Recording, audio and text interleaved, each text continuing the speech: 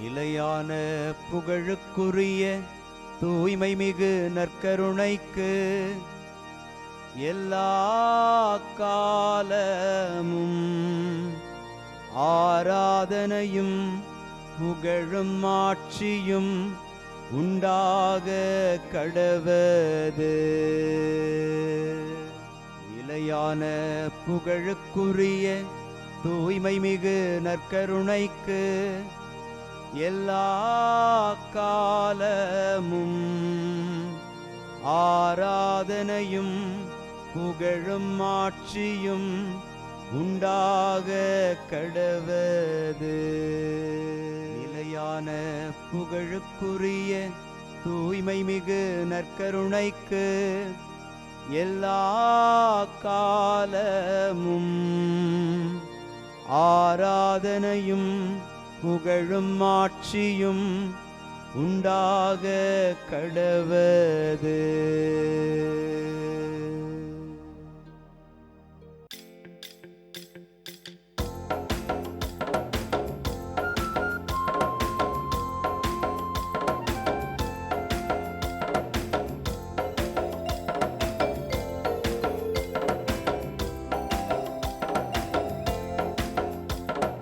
அரியணையில் வீற்றிருப்பவரே, உமக்கே ஆராதனை. ஆட்டுக்குட்டியானவரே, உமக்கே ஆராதனை. அரியணையில் வீற்றிருப்பவரே, உமக்கே ஆராதனை. ஆட்டுக்குட்டியானவரே, உமக்கே ஆராதனை. ஆண்டவருக்குள் பிரியமான சகோதர சகோதரிகளே, இன்று மார்ச் மாதம் 18ஆம் தேதி செவ்வாய்க்கிழமை.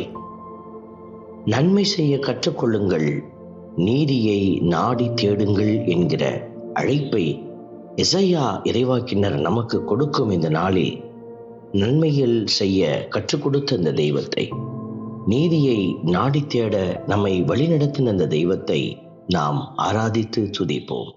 தம் வழியை செம்மைப்படுத்துவோர் கடவுளின் மீட்பை கண்டடைவர். தம் வழியை செம்மைப்படுத்துவோர் கடவுளின் மீட்பை கண்டடைவர். இன்று திருப்பாடல் 50 நமக்கு அருளப்பட்டிருக்கிறது.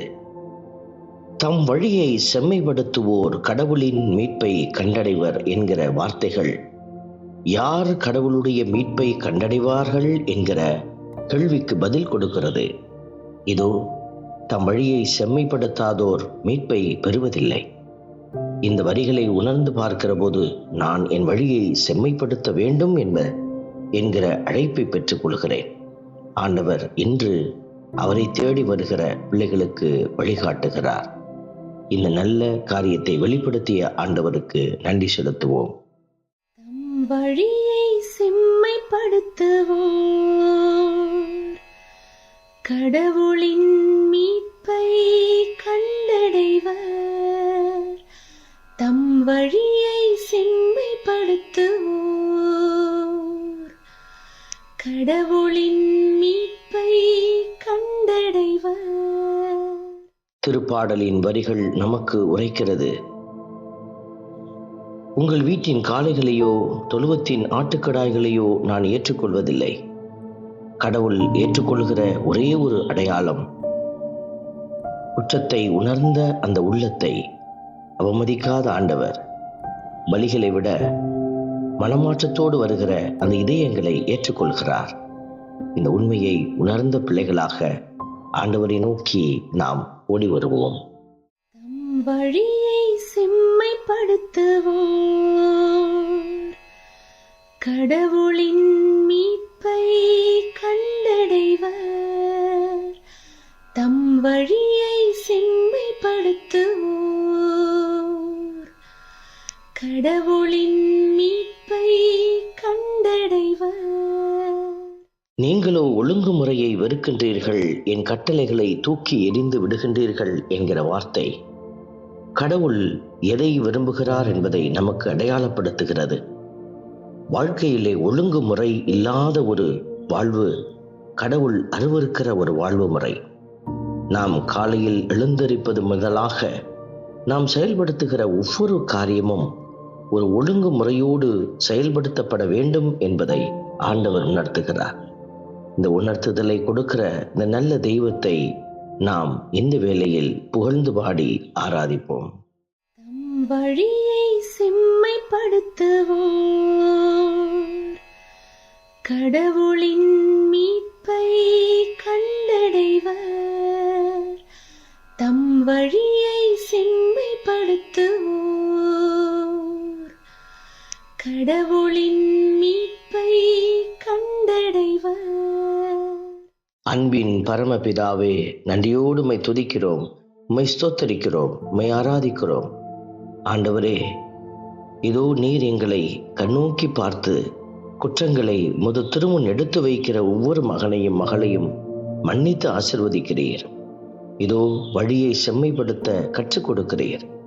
பல்வேறு சூழல்களில் இந்த வழியை செம்மைப்படுத்தாதபடி வாழ்ந்து கொண்டிருக்கிற எங்களுக்கு நீரே விடுதலையாக, நீரே எங்களுக்கு மீட்பராக வந்து நாங்கள் உண்மை வழியை அறிந்து செயல்பட ஆற்றல் அளிப்பீராக.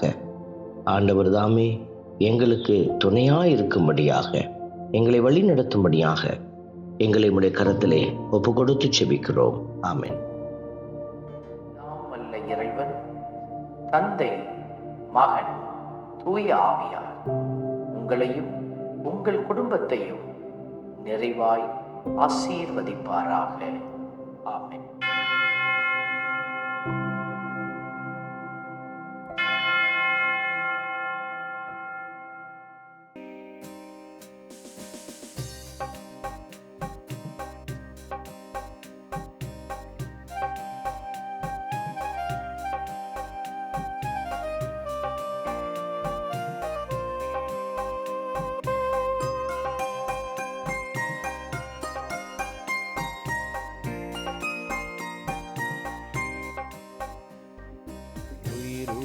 தெய்வமே ஆராதனை, உன்னத தெய்வமே ஆராதனை, உயிருள்ள தெய்வமே ஆராதனை, உன்னத தெய்வமே ஆராதனை, காண்பவரே காப்பவரே ஆராதனை, காண்பவரே காப்பவரே ஆராதனை, என்னை படைத்தவரே மீட்டவரே ஆராதனை, என்னை படைத்தவரே மீட்டவரே ஆராதனை, உம்மை அன்பு செய்கின்றேன், உம்மை நம்பி வாழ்கின்றேன், ஆராதனை ஆராதனை என்றும் உமக்கே.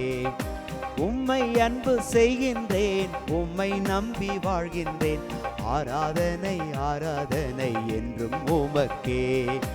உயிருள்ள தெய்வமே ஆராதனை, உன்னத தெய்வமே ஆராதனை.